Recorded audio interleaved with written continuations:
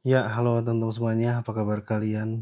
Baik lagi di channel Yuda Saputra dan kali ini saya mau coba expand ya ke semuanya, ke FB, kemudian ke TikTok. Mungkin ini akan ada di TikTok, akan ada di FB, akan ada di YouTube juga, akan ada di Instagram juga, ke semua deh pokoknya saya akan coba, rilis semua video itu ke semua platform.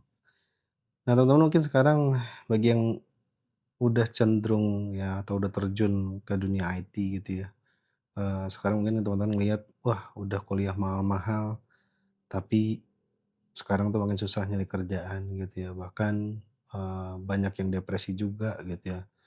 Sekarang bukan tech winter lagi, tapi lebih ke tech drop ya teman-teman ya. Karena di Indonesia ini lapangan kerjaan untuk tech itu udah mulai sedikit banget gitu ya.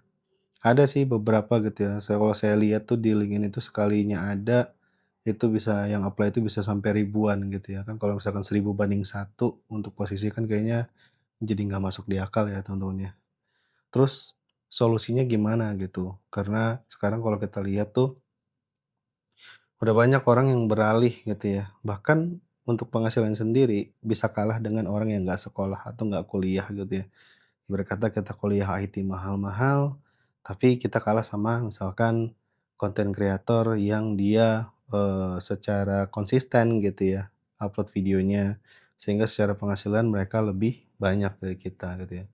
Nah, baik lagi teman-teman ya, sekarang mungkin sudah, zamannya yang mungkin kayak kuliah gitu, udah cuma untuk menambah pengetahuan aja gitu teman-teman ya, nggak menjamin kita untuk mendapatkan penghasilan yang lebih layak gitu ya.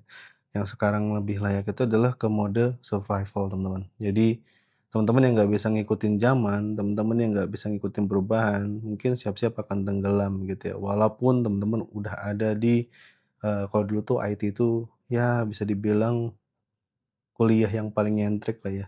Ketika keluar pasti gajinya besar gitu ya. Kalau sekarang tuh udah kayak kacang goreng teman-teman. Jadi udah ya mungkin udah siap-siap kita untuk, di-replace dengan AI.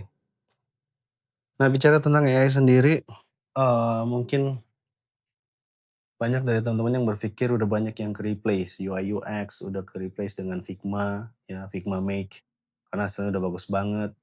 Kemudian juga untuk, beberapa research bisa digantikan dengan ChatGPT, bisa digantikan dengan Perplexity, hampir semuanya bisa digantikan dengan AI.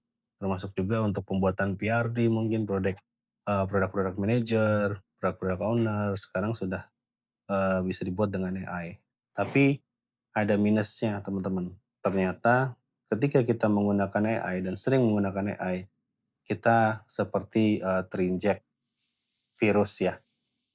Karena kita jadi nggak percaya diri tuh. Saya merasakan sendiri gitu tentunya ketika saya, let's say 6 bulan gitu ya, pakai AI secara terus-menerus dan berketergantungan sama AI gitu ya. Jadi itu semuanya tuh tergantung dengan AI, sampai nggak percaya diri lagi gitu ya kalau misalnya kita nggak ngecek ke AI. Semua cek dulu di AI, semua cek dulu di AI, semua cek dulu di AI. Padahal di situ juga dikasih note ya teman-teman ya, kalau AI itu belum tentu benar hasilnya. Jadi bisa jadi juga masih uji coba. Tapi karena kita udah ketergantungan, jadi kita percaya gitu apa yang dihasilkan oleh AI. Bahkan ada beberapa kasus juga yang dia bisa dibilang ngikutin apa kata AI sampai bunuh diri gitu ya teman ya. Amit-amit ya teman ya. Nah, gimana sih sekarang supaya kita bisa tetap grow gitu ya. Kita bisa tetap survive dan kita nggak monoton. Nah, teman-teman harus berubah.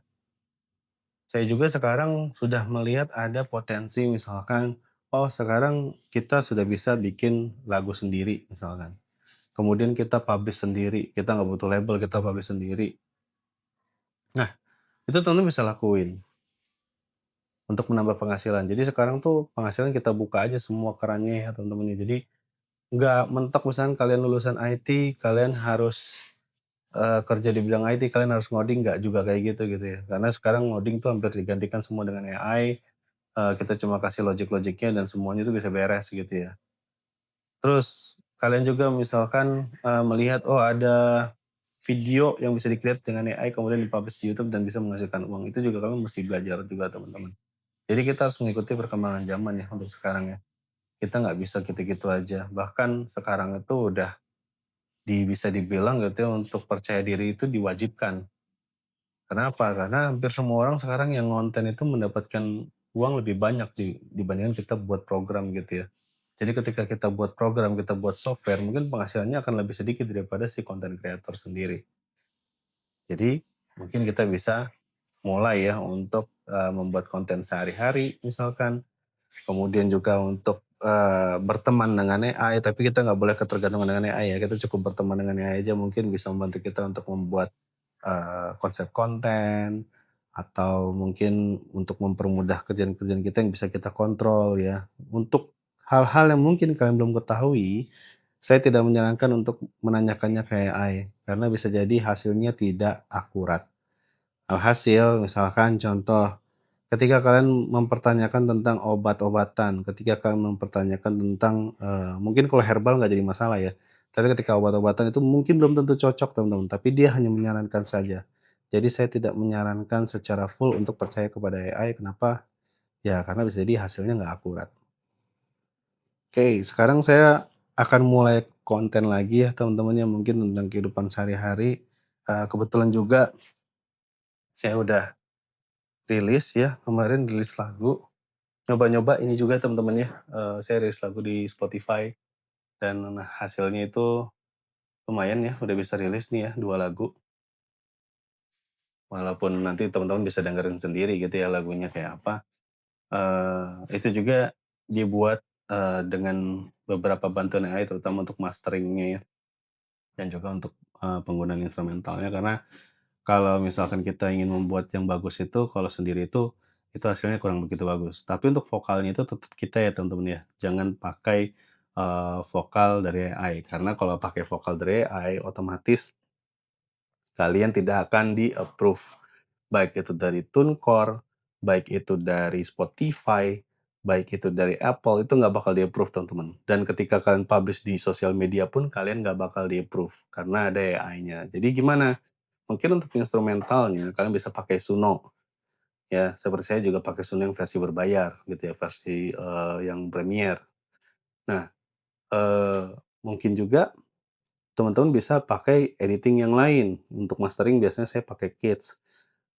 Nah, itu nanti teman-teman bisa, cobain ya. Terus nanti saya akan share nggak untuk gimana caranya kita bisa ngerilis lagu nantinya?